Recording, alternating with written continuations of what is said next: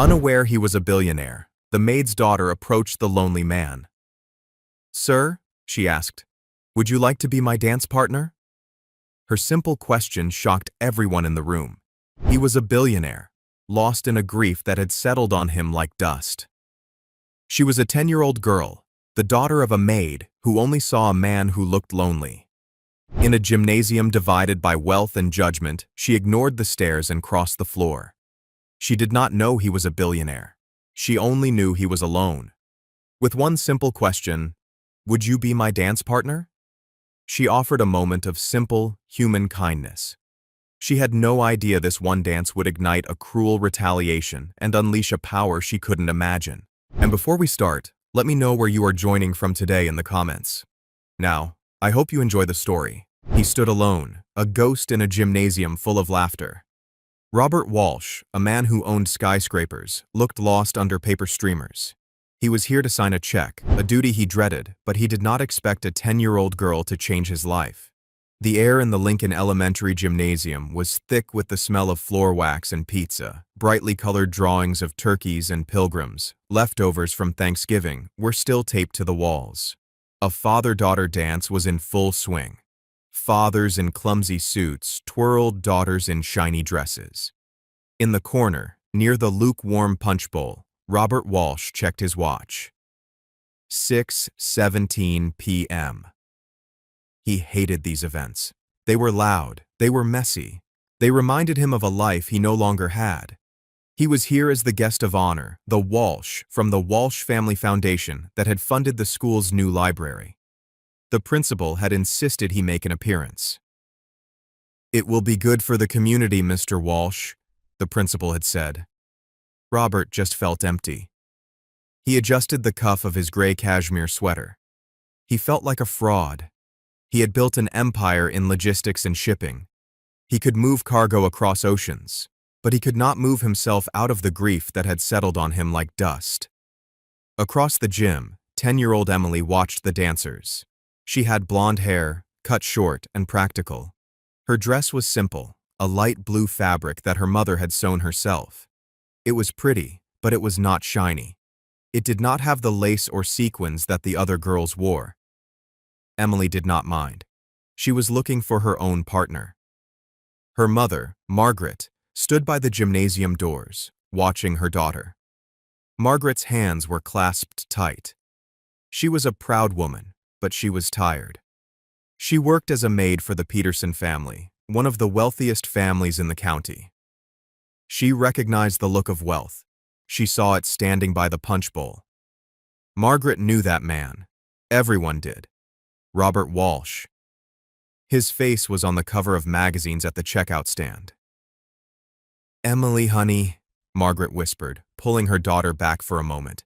"Maybe we should just watch for a while." Emily looked up at her mother. "But it's a dance, Mama." "I know, it's just... be good." Margaret glanced nervously at another woman across the room. That woman was Mrs. Peterson. She was here with her daughter, Chloe. Mrs. Peterson wore a sharp black dress and a look of permanent disapproval. She saw Margaret and Emily, and her lip curled just slightly. She leaned over to another mother. "They let everyone in tonight, it seems," Mrs. Peterson whispered, loud enough to be heard. Margaret's face flushed. She put a protective hand on Emily's shoulder. Emily did not hear the cruel remark. She was focused on the man by the punch bowl. He looked lonely. He looked the way she felt sometimes. Her grandfather, a man who had earned medals for bravery in a war long ago, had always told her one thing. "Courage isn't about being strong, Em. It's about seeing someone who needs help and helping them, even if you're scared." The man in the gray sweater looked like he needed help. He looked like he needed a friend. "I'll be right back, Mama," Emily said. "Emily, wait!" Margaret hissed. But Emily was already moving. She walked with purpose. She ignored the other dancers. She ignored the giggling girls.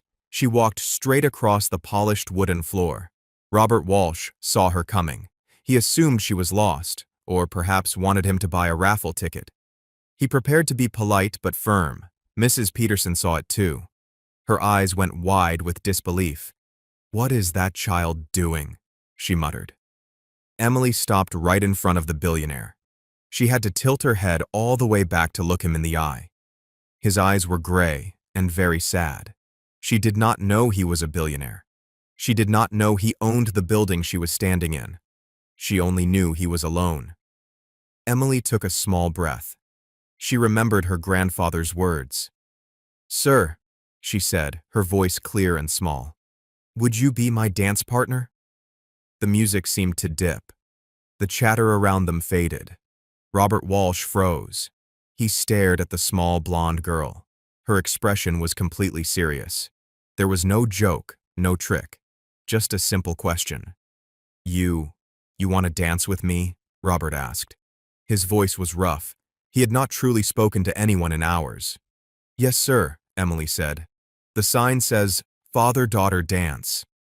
"I don't have a father here, and you're standing all by yourself. People shouldn't be by themselves at a dance." Robert's throat tightened. It had been years since anyone had spoken to him with such simple, honest kindness. In his world, everyone wanted something. They wanted his money. They wanted his influence. They wanted his name. This girl just wanted a dance partner. He looked over her head. He saw Mrs. Peterson watching, her face a mask of pinched judgment. He saw Margaret by the door, wringing her hands, looking terrified. Then he looked back down at Emily. "I am not," Robert said slowly, "a very good dancer." Emily smiled. "That's okay. I can teach you. The trick is to not step on the other person's feet." A small, rusty sound escaped Robert's chest. It was a laugh. He had not laughed in a long time. It felt strange. "Well," Robert said, setting his plastic cup of punch on the table, "I suppose I cannot turn down my first lesson." He held out his hand. "My name is Robert." "I'm Emily," she said. She placed her small hand in his large one. The DJ, seeing the interaction, made a quick choice. He faded out the fast-paced pop song. He put on a slow, gentle waltz. Emily led him onto the floor. The other fathers and daughters shuffled, moving aside to make room. A circle formed around the tall, sad man and the small, brave girl. Robert was stiff. He was awkward. He moved like a man who had forgotten how to be gentle. "You're supposed to put your other hand on my back, sir," Emily instructed patiently. "Oh, right." Robert awkwardly placed his hand on her shoulder blade. "No, lower," she said. He moved his hand. "Okay, now just step when I step," Emily said. They began to move. It was not a dance. It was a clumsy shuffle. Robert looked down at her blonde hair. Emily looked down at his expensive, polished shoes. "You're stepping on my feet," Robert noted. "No," Emily said, concentrating hard. "You're stepping on my feet." "Ah, my apologies." They found a rhythm, a simple 1-2-3. Robert's posture, usually rigid with stress, began to soften. The cold emptiness in his chest felt warmer. He thought of his wife, Claire. She had loved to dance. She had tried to teach him, right in their kitchen. "You are hopeless, Rob," she would laugh. "You are hopeless," Emily said, looking up at him. Robert stopped. "I'm sorry?" "I mean," Emily corrected herself, "you just need more practice." "My wife used to say the same thing," Robert said, his voice quiet. "Is she here?" Emily asked, looking around the gym. Robert's smile faded. "No, she's not." "Oh," Emily said. "My grandpa's not here either. He's in heaven. Mama says he's dancing with angels now." Robert looked at her. "Your grandpa sounds like a wonderful man." "He was a hero," Emily said proudly. "He saved his whole team in the war. He always told me to be brave, even when I'm scared." "Were you scared to ask me to dance?" Robert asked. Emily nodded. "A little. You're very tall." Robert chuckled again. The sound was richer this time. "Well, I am honored, Emily. Thank you for your courage." As the song reached its end, the gymnasium was quiet. The other families had stopped to watch. Mrs. Peterson was fuming. "This is ridiculous," she whispered to her friend. "He's making a fool of himself." With her. Margaret, however, was crying. She watched her daughter. She watched the billionaire. And she saw something she had not seen in a long time. She saw simple, human kindness. The music faded. Robert and Emily stopped shuffling. The gym was silent for a beat. Then a single teacher started clapping. Another parent joined. Within seconds, the entire gymnasium erupted in applause. Robert looked around, startled by the noise. Emily just beamed. "See?" she said, tugging on his sweater. "I told you I could teach you." Robert gently released Emily's hand. He felt a strange reluctance to let go. He looked over at Margaret, who was standing stiffly by the door, her face pale. "Your mother is waiting for you," Robert said to Emily. "Okay." Emily gave him a quick, bright smile. "Thank you for the dance, sir. You did very well for a beginner." "The honor was all mine, Miss Emily." Emily turned and ran back to her mother, her simple blue dress fluttering. Margaret grabbed her daughter's hand, gave Robert a quick, terrified nod, and pulled Emily toward the exit. As they left, the music started again, a loud, cheerful pop song. The spell was broken. The other families resumed their dancing. Robert Walsh stood alone once more, but he did not feel alone. He felt shaken. He felt awake. He turned to leave, his duty as a donor more than fulfilled. As he walked toward the same exit, he passed Mrs. Peterson's table. Her name was Beth Peterson. Her husband's company did occasional business with Walsh Logistics. They were small fish in his large pond. "Mr. Walsh," Beth Peterson said, her voice sharp and sugary. She stood up, blocking his path. Her daughter, Chloe, stood beside her, looking bored. "Mrs. Peterson," Robert said with a cool nod. "What a spectacle," Beth said, her smile tight. "It was so charitable of you to dance with that girl. Her mother works for me, you know, cleans my house." She said, "cleans my house," as if it were a disease. Robert's gaze, which had been warm moments before, turned to ice. He was a man who negotiated billion-dollar deals. He knew how to spot aggression. "She is a charming girl," Robert said evenly. "You must be very proud to know her mother." Beth Peterson's smile faltered. She had expected him to laugh it off, to agree that the girl was beneath him. She did not expect him to defend the child. "Well," Beth stammered, "I just worry. We must maintain certain standards. We wouldn't want children getting the wrong idea, thinking they can just bother important people." Robert looked down at her. He was a tall man, and in that moment, he seemed to fill the gymnasium. "The only wrong idea I see," Robert said, his voice dangerously quiet, "is a person who believes kindness has standards. The girl wasn't bothering me. She was saving me." He did not wait for a reply. He stepped around her. "Chloe," he said, nodding to the young girl, "that is a lovely dress." Chloe, who had been ignored all night, blushed. "Thank you, sir." Beth Peterson's face turned a dull, angry red. She watched him walk away. He had not just dismissed her, he had humiliated her. He had taken the maid's side. She turned her cold eyes toward the door where Margaret and Emily had left. "We will see about standards," Beth muttered. The drive home for Margaret and Emily was quiet. Their small, rattling car was cold.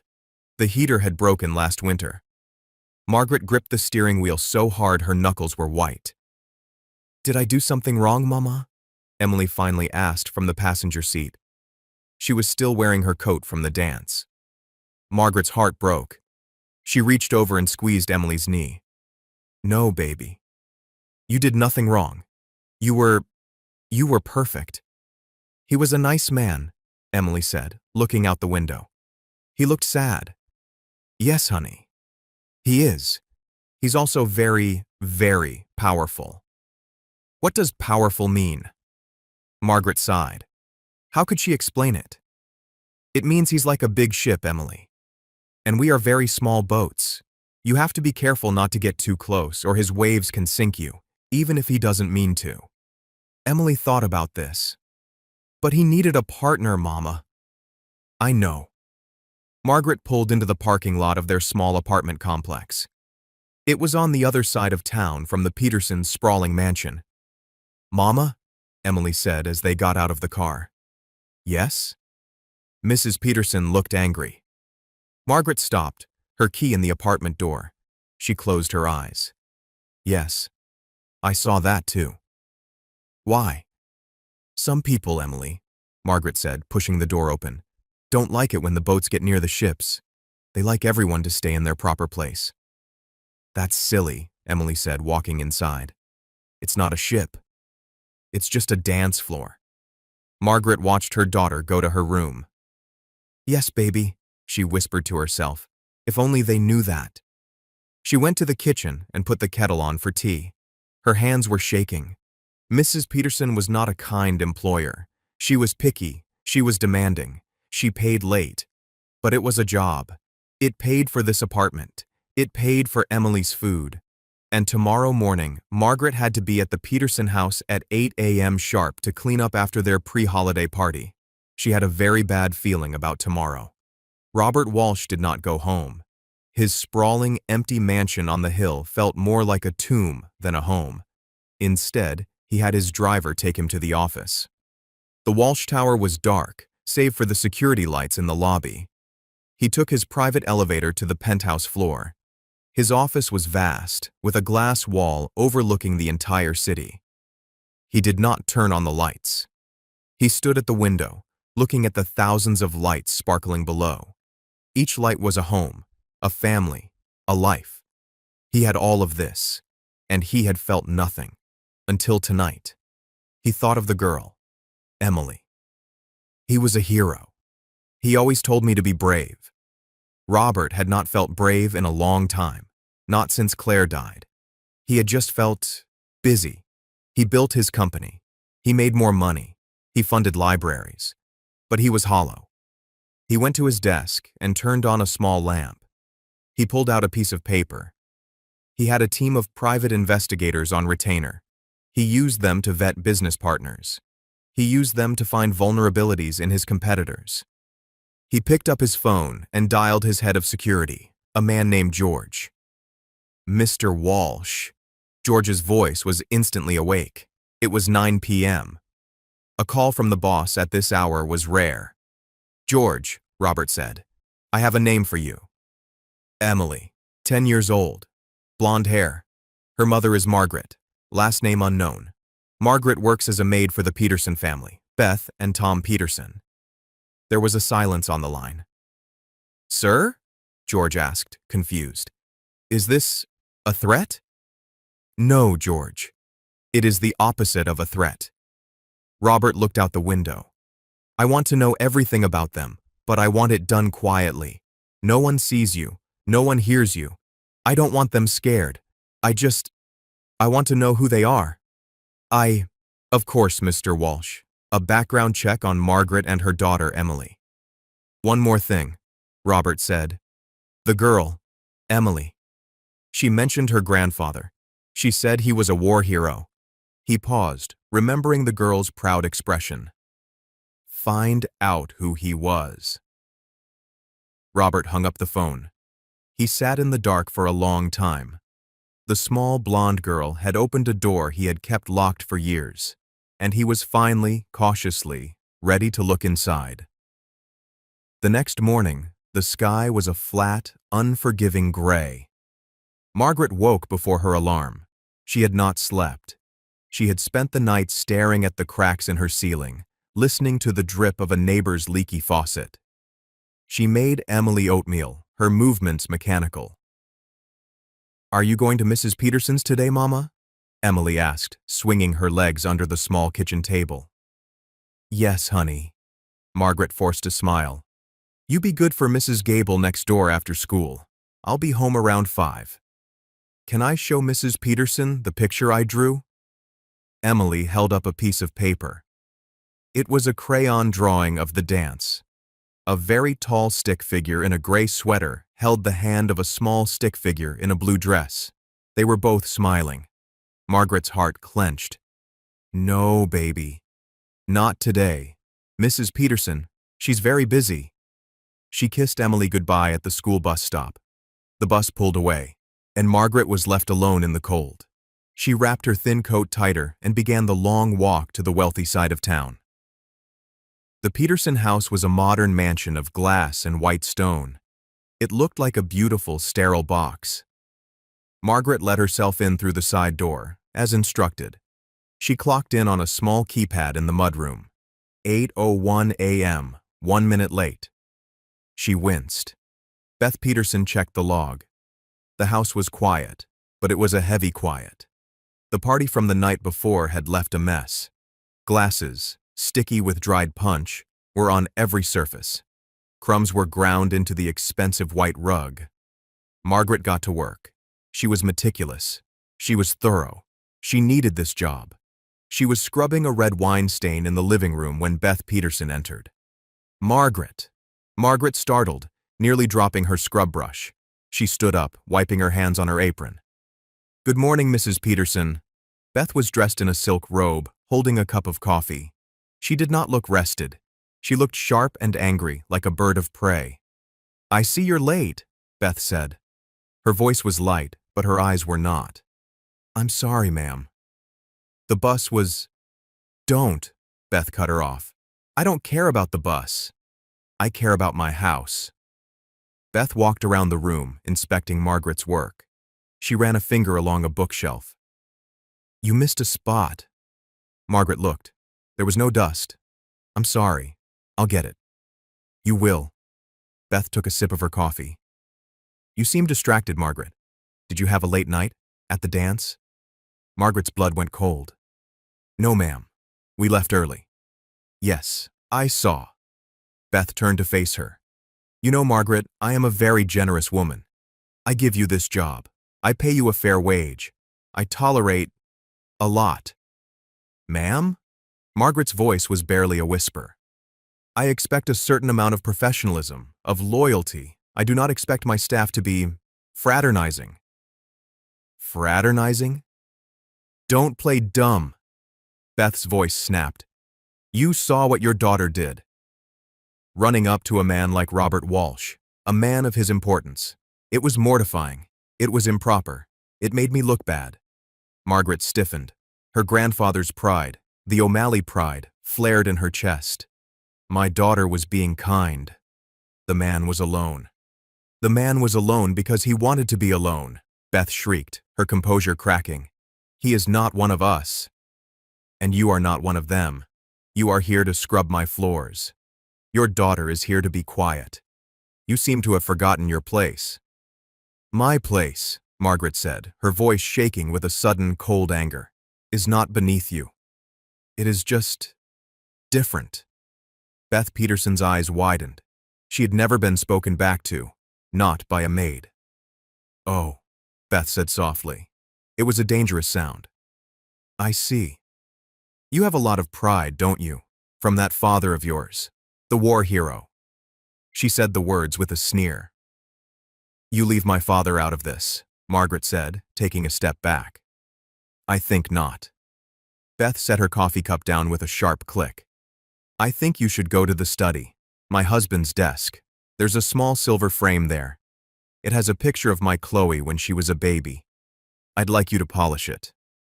Margaret was confused by the sudden change of subject. "Yes, ma'am." The study.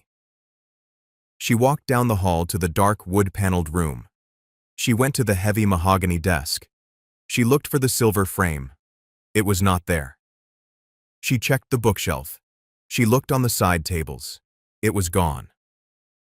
"Are you looking for something?" Margaret spun around. Beth Peterson was leaning in the doorway, a cruel, triumphant smile on her face. "The frame," Margaret said. "The silver frame with Chloe. It's not here." "I know," Beth said. "I'm sure it's hard to find time to clean when you are so busy. Perhaps you were going to take it. To pay for a new party dress for Emily?" The world tilted. Margaret felt the floor drop out from under her. "What?" "Number. I would never. I didn't. It was my grandmother's," Beth lied, her voice filling with false tears. "Solid silver. It's been in my family for years. And now, it's gone. After your performance." last night.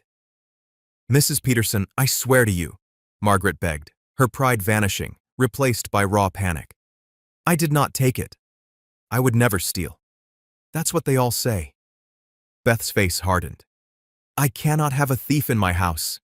I cannot have someone I don't trust around my family. You're firing me? Margaret's voice broke. But you know I didn't take it. I know that I am missing a valuable heirloom. And I know that you were the only one in this room. Beth walked to the front door and opened it. The cold November air rushed in. Please, Margaret whispered. I have a child. It's almost Christmas. That is not my concern, Beth said, her voice flat. Your final paycheck will be mailed to you, minus, of course, the cost of the frame. You can't. Get out of my house. Margaret looked at the woman. She saw no path for appeal. She saw no mercy. There was only a black wall of spite. Numb, Margaret walked past her. She stepped out into the cold. The heavy front door clicked shut behind her. Margaret stood on the pristine sidewalk, surrounded by manicured lawns and silent, empty mansions. She had no job. She had been accused of theft. She had no money for rent.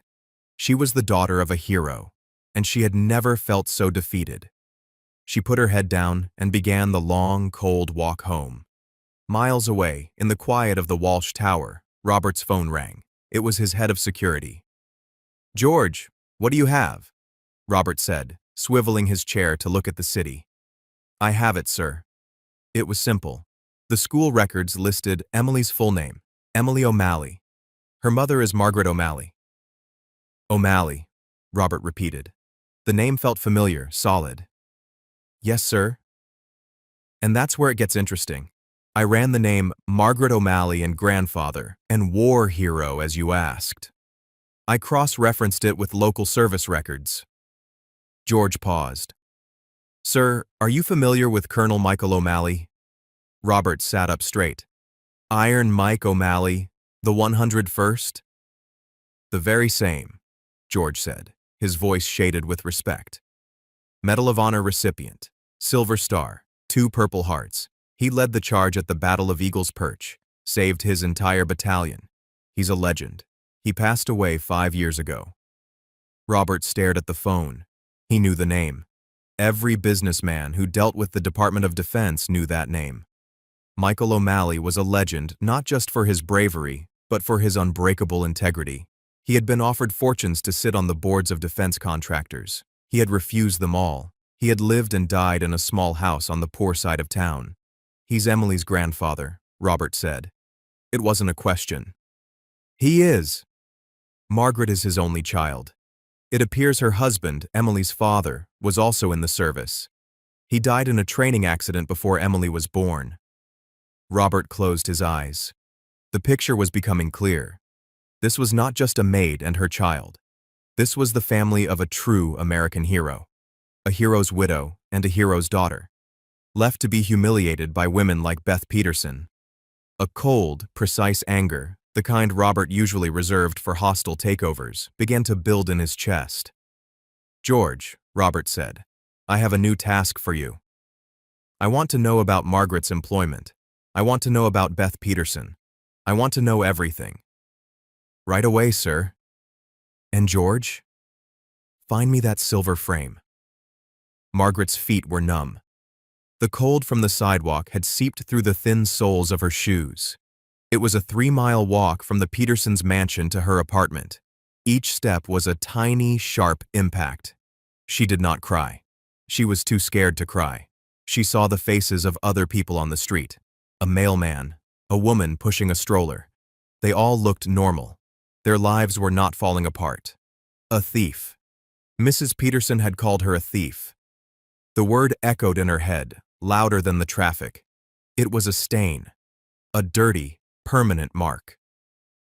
She thought of her father, Colonel Michael O'Malley. He had a glass case in his old den filled with medals. On his uniform, every crease was perfect. He was a man of absolute, frightening honor. Your name is all you have, Margaret, he used to tell her. Don't you ever let anyone put dirt on it. Now dirt was all she felt. She had failed him. She had failed Emily. What would she tell her? Honey, we can't buy food this week because a rich woman lied. We have to move because I lost my job? She reached her apartment complex. The building was old, the brickwork crumbling, but it was home. It was her tiny, safe box in the world. And now she might lose it. She let herself into her apartment. 11:34 a.m. It was quiet. Emily was still at school, safe in her classroom, unaware. Margaret walked to the kitchen and stood by the sink. She looked at the crayon drawing Emily had made of the dance. The tall stick man and the small stick girl, smiling. She had allowed her daughter to be brave. She had allowed her to talk to the big, powerful ship. And the ship's wave had come, just as she'd feared, and it had sunk her. The tears finally came. They were not loud. They were silent, hot tears of shame and terror. She sank into a kitchen chair, put her head in her hands, and for the first time since her father died, Margaret O'Malley felt truly, hopelessly alone. George. Sir, I'm here. Robert Walsh was in his office, but he was not looking at the city. He was looking at a framed photograph on his desk. It was of him and his wife Claire on a boat. They were smiling. It was before she got sick. We have a problem, George said. His voice was flat, professional. Tell me, Robert said. Our man across from the Peterson residence reported Margaret O'Malley left at 8:52 a.m. She was distressed, crying. She did not take her car. She walked. That's not her pattern. Robert's knuckles whitened on the edge of his desk. Go on. I took the liberty of activating a digital surveillance. Mrs. Peterson's home is a smart house. Her security system is very advanced. It's also very poorly encrypted. George, Robert said, get to the point. Mrs. Peterson fired Margaret O'Malley. The accusation was theft, a silver picture frame valued at $500. Robert said nothing. The silence in the office was heavy. And did she take it? Robert finally asked. He hated the question. He hated that the world made him ask it. No, sir. George's voice was firm. I have the footage from the home's internal cameras. Mrs. Peterson took the frame from the study desk herself last night, after her party. She hid it in her own walk-in closet. At 8:45 a.m., she instructed Ms. O'Malley to polish the frame. At 8:51 a.m., she discovered it was missing and fired her. Robert leaned back in his chair. He felt a profound, freezing calm. It was the feeling he got before he ruined a competitor. It was an anger so pure it was almost peaceful. She planned it, Robert said. It appears so, sir. It was retaliation for the dance. For the dance, Robert repeated. He thought of Emily's small, brave face. He thought of her pride in her grandfather, Iron Mike O'Malley, a man who had faced bullets and bombs. His daughter and granddaughter were being destroyed by spite. Sir? George waited. He knew this was more than a business matter now. What else, George? Margaret O'Malley has $112 in her checking account. Rent is due in 8 days. She's on a month-to-month lease. An eviction notice would give her 10 days. She has no other family, no support structure. She is, by all definitions, trapped. Robert looked at the photo of his wife. Claire had been a volunteer at a shelter. She had always fought for people who were trapped. Use your power for good, Rob, she had always said. Don't just be rich. Be worthy of it. He had not been worthy. Not for a long time. Okay, Robert said. His voice was different. The fog of grief he had lived in for 2 years was gone. In its place was sharp, clear purpose. George, I want you to find the name of the bank that holds the mortgage on the Petersons' house. Sir? George was surprised. That's easy. It's First National. Good, Robert said. I also own a bank, don't I, George? Yes, sir. Walsh Financial. You own all of it. I want you to buy that mortgage. Today. I don't care what it costs. I want to be Tom Peterson's banker by 5 o'clock. That, yes, sir. It's a large note, but yes, it can be done. What's the second step? You're going to find out which charity event Mrs. Peterson is chairing this Christmas. She seems the type. I want to know the venue, the guest list, and who is funding it. I'll have it in an hour, George said. Good. And George, one last thing. Sir? Get a car to Margaret O'Malley's apartment. A very nice, unmarked car, and have a driver wait. I don't want her or her daughter walking anywhere. Have him be invisible, but have him be there. In case they need to go. To a hospital. To a grocery store. They are not to be stranded. A shadow car. Yes, sir. She is the daughter of Michael O'Malley, Robert said, more to himself than to George. She will not be treated like a thief. She will not be abandoned. He hung up the phone. He stood up and walked to the window. The city looked different. It was not just a collection of assets anymore. It was a place where things happened, good things and terrible things. She called her a thief, he whispered. He thought about his own company, Walsh Logistics. His slogan was, "We move the world." He smiled. It was a cold, thin smile. Let's see just how fast we can move it, he said. It was 3 hours before Emily's bus was due to drop her off. 3 hours for Margaret to sit in her own apartment, which now felt like a cold, unfamiliar box. The label thief was a physical weight. It pressed on her chest, making it hard to breathe. She went to her bedroom and pulled an old metal lockbox from under her bed. It was where she kept her important papers. Her father's discharge papers, Emily's birth certificate, her checkbook. She opened the checkbook.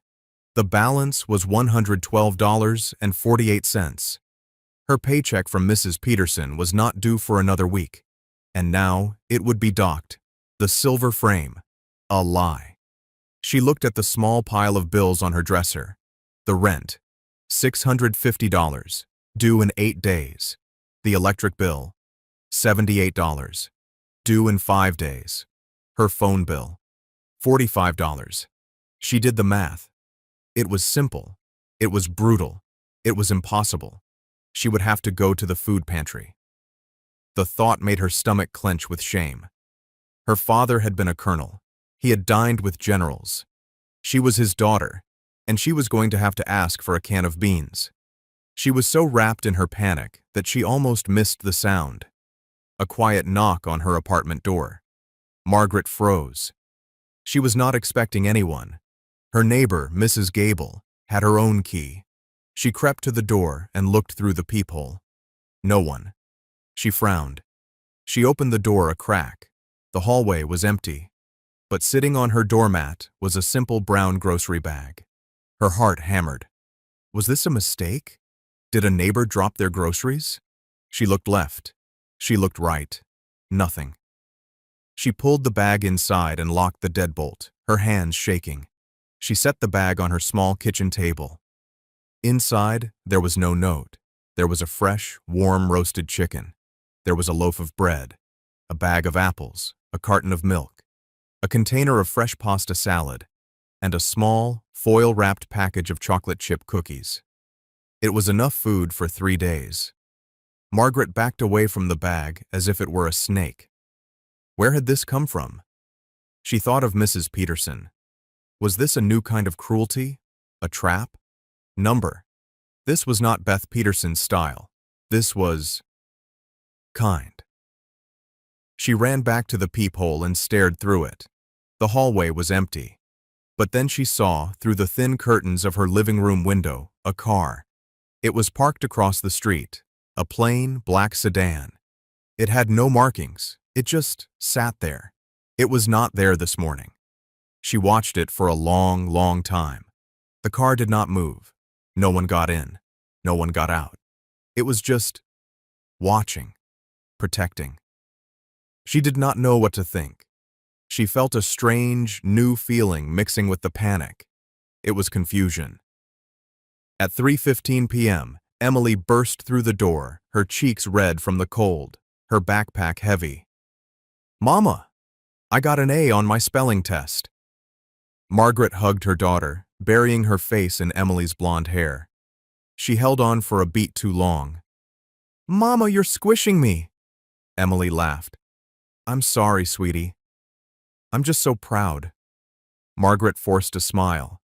Emily's eyes immediately went to the kitchen table. "Wow, did you go shopping? Is that chicken?"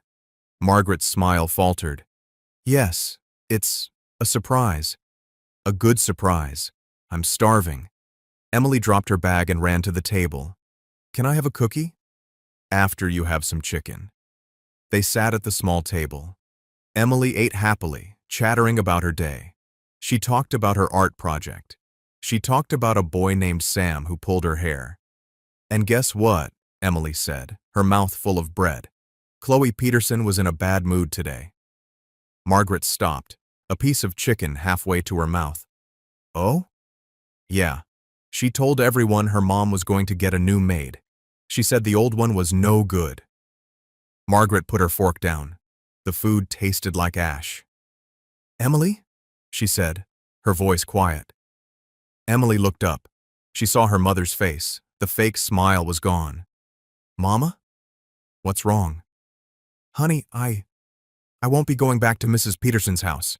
Emily's face scrunched in confusion. "Why? Did you get a new job?" "No, Mrs. Peterson. She let me go." "She fired you?" Emily knew the word. "Like on TV?" "Yes, like on TV. But why? Did you break something?" Margaret took a deep breath. She looked at her daughter. She saw her father's eyes. Honest. Brave. She would not lie. "No, sweetie. I didn't do anything. She said I took something, a picture frame, but I didn't."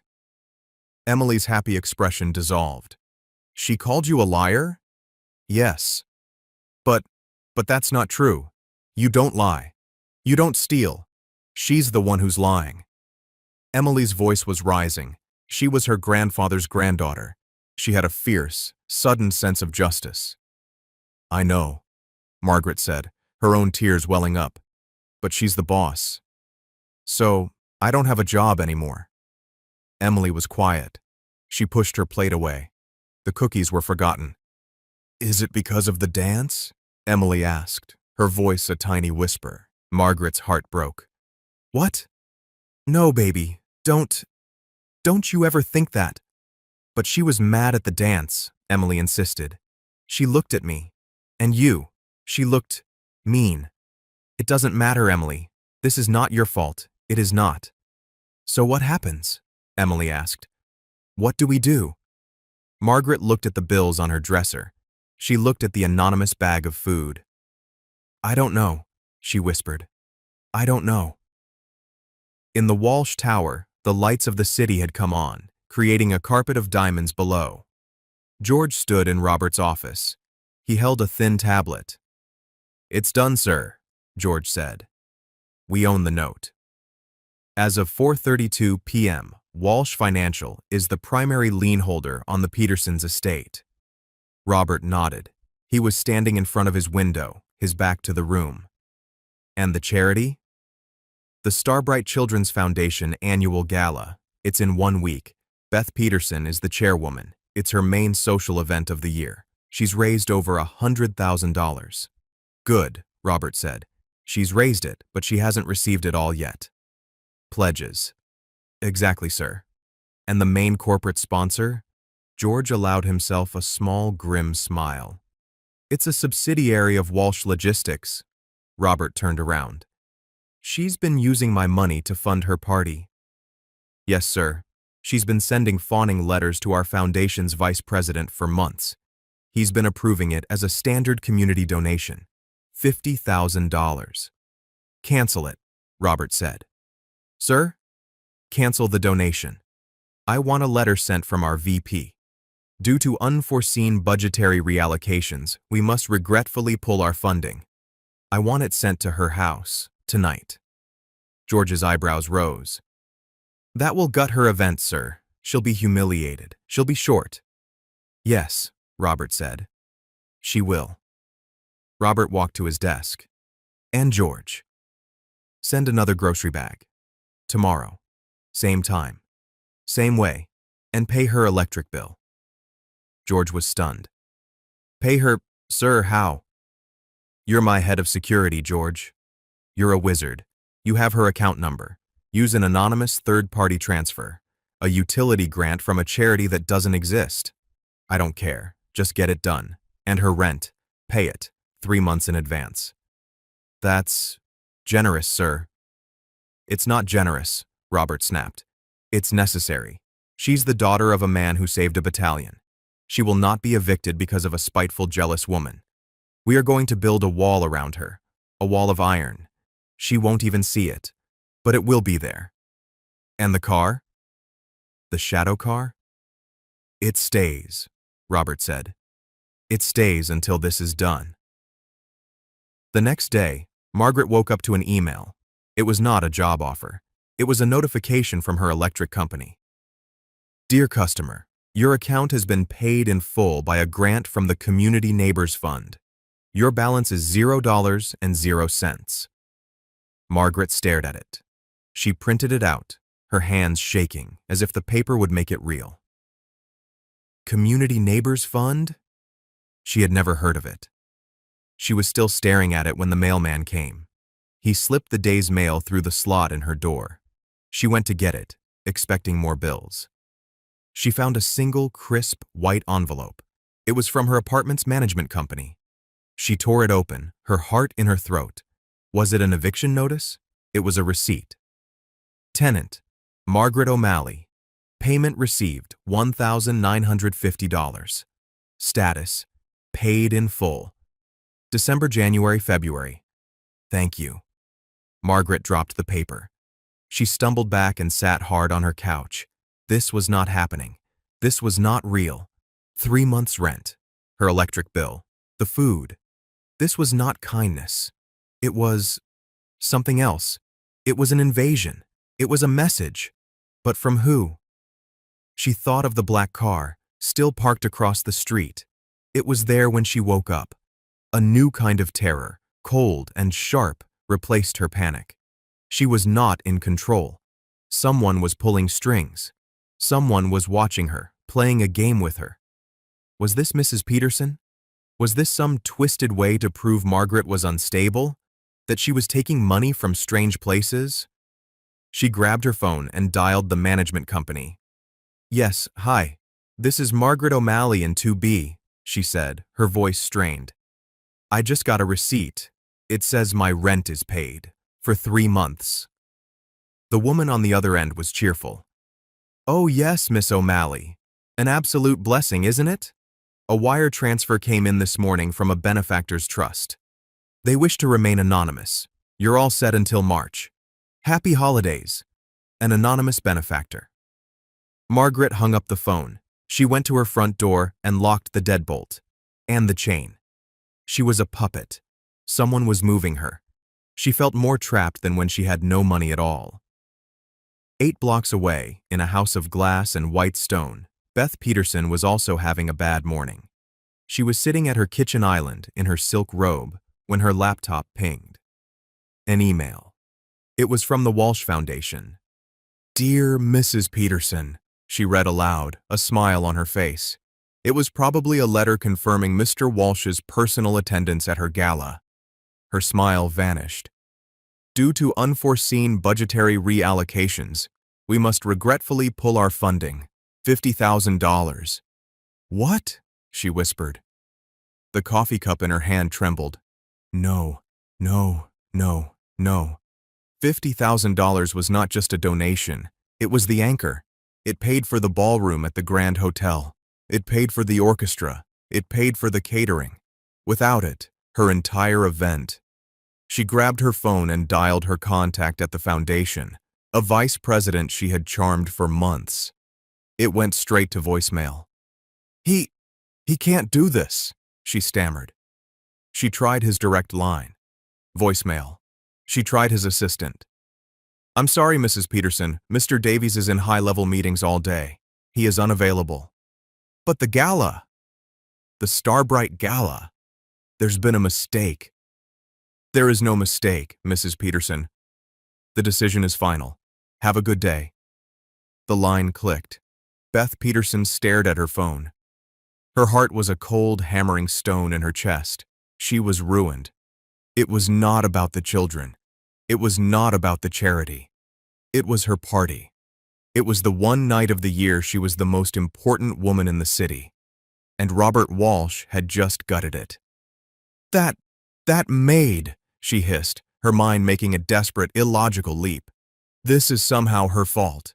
She must have said something to him. Ungrateful. Her phone rang. She snatched it, hoping it was the foundation, begging her forgiveness. It was her bank. First National. Mrs. Peterson? A cold, unfamiliar voice said. This is Mr. Kincaid from Walsh Financial. Walsh? Financial? I bank with First National. Not anymore, the man said. As of 5 p.m. yesterday, Walsh Financial acquired your mortgage note. We are your new lien holder. This is a courtesy call to inform you of a discrepancy. Your husband's business accounts seem highly leveraged. We're concerned about the loan-to-value ratio of your property. Beth stood up, knocking her coffee cup over. Brown liquid spilled across the white marble island. She didn't notice. What are you saying? We're saying, the voice continued, that given the new risk profile, we are exercising our right to call in the note. You have 30 days to pay the full balance, $4.7 million, or we begin foreclosure proceedings. The phone slipped from her hand. It clattered to the floor. Foreclosure. Robert Walsh. He wasn't just pulling a donation. He was taking her house. She sank to the floor, the spilled coffee soaking the hem of her silk robe.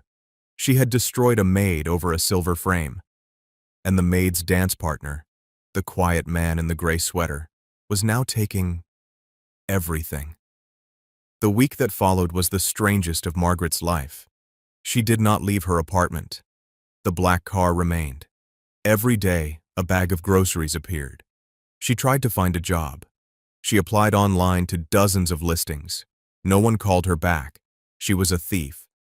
The accusation, even without proof, was a ghost that followed her. Then, 3 days before the gala, a new package arrived. It was a large, flat black box. There was no note. Inside, on a bed of white tissue paper, were 2 dresses. One was a simple, elegant, dark blue velvet dress. It was her size. It was beautiful and modest. The other was a smaller, matching dress. Emily's size. At the bottom of the box was a single, thick, cream-colored envelope. The Starbright Children's Foundation, it read. Margaret opened it. The foundation is honored to invite Miss Margaret O'Malley and Miss Emily O'Malley as the daughter and granddaughter of Colonel Michael O'Malley to be our guests of honor at this year's gala. It included a time and a place. The Grand Hotel, 7 p.m. Margaret stared at the invitation. She looked at the dresses. Guests of honor? This was a nightmare, a confusing, terrifying play. Mama? Emily said, touching the soft velvet. Are we going to another party? I think so, honey. Is he going to be there? The sad man? Margaret finally understood. The groceries, the rent, the black car. It was not Mrs. Peterson. It was him, Robert Walsh. He was not trapping her. He was protecting her. And now he was inviting her. Yes, Emily, Margaret said, her voice shaking, but not with fear, with something else. I think he will be.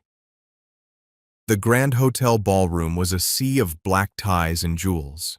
Beth Peterson stood by the entrance, her face a mask of plastic smiles. She had managed to save the gala. Barely. She had poured her own emergency savings into it, maxed out 2 credit cards. The orchestra was a 4-piece string quartet. The catering was cold appetizers. The rumors were flying that her husband was in financial trouble, that the Walsh Foundation had pulled out. Her social circle was avoiding her. She was toxic. She was checking the guest list, her hands trembling when she saw them. No! She gasped. Margaret O'Malley and her daughter walked into the ballroom. They were not dressed in a maid's uniform. They were dressed in beautiful, simple velvet. They looked dignified. "What are you doing here?" Beth hissed, rushing to them. "You are not on the list.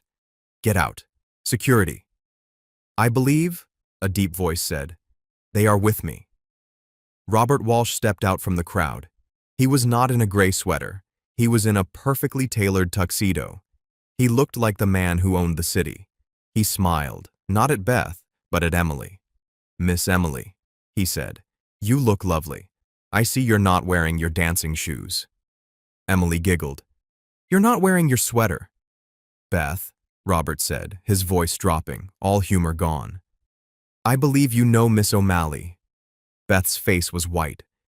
"Mr. Walsh, this woman, she's a thief." The string quartet stopped. The room went silent. Everyone turned. "She stole from me," Beth cried, her voice cracking with desperation. "She's a common thief. I had to fire her." Margaret grabbed Emily's hand, her face crimson. She wanted to run. "A thief?" Robert said, his voice calm, but carrying across the entire room. "That's a very serious word. Did you file a police report, Beth?" I was going to. A silver frame. It was my grandmother's." "This one?" Robert said. George, his head of security, stepped forward. He was holding a clear plastic bag. Inside was a silver picture frame. "My security team," Robert said, "ran a full review of your home's security footage, as we do for all our major donation recipients. We found this in your closet, hidden in a boot box. You put it there at 11:43 p.m., the night of the dance." A collective gasp went through the room. Beth Peterson looked at the frame, then at Robert. Her mouth opened and closed. No sound came out. "You slandered this woman," Robert said, his voice ablade. "You fired her.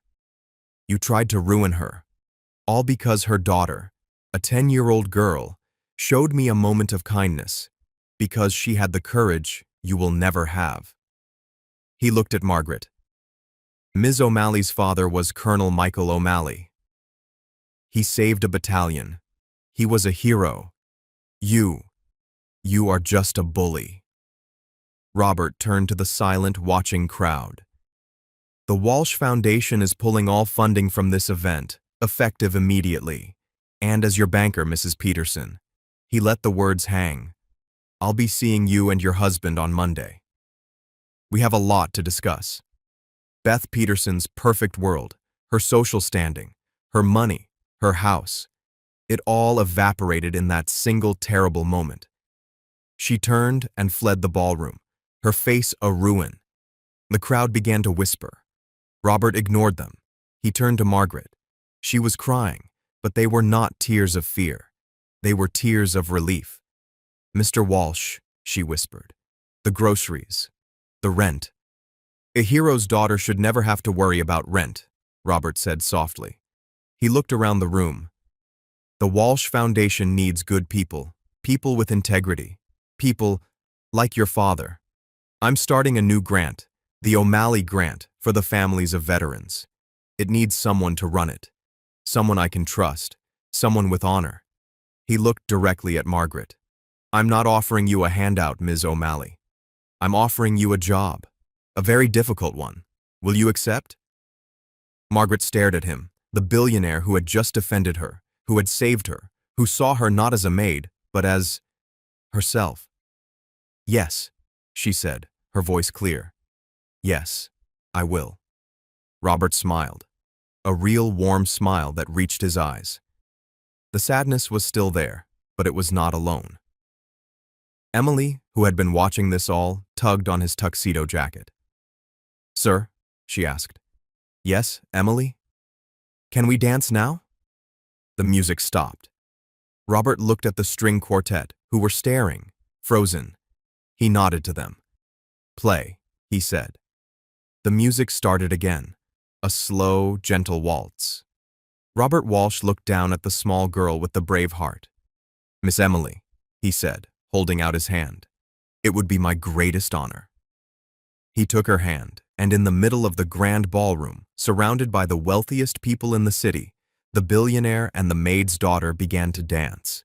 And this time, he knew exactly what he was doing. And with that dance, we'll leave Robert and Emily for now. I hope their story served as a small reminder that the simplest act of courage can change a life, and that kindness is the one thing that closes any distance. I'd love to know what you were doing while you were listening, perhaps winding down for the evening or taking a quiet break. Drop a line in the comments. I truly do read them all. If you want to make sure we cross paths again, hitting like and subscribing makes a huge difference. Your feedback is always welcome as we try to improve our stories. Thank you for spending this time with me.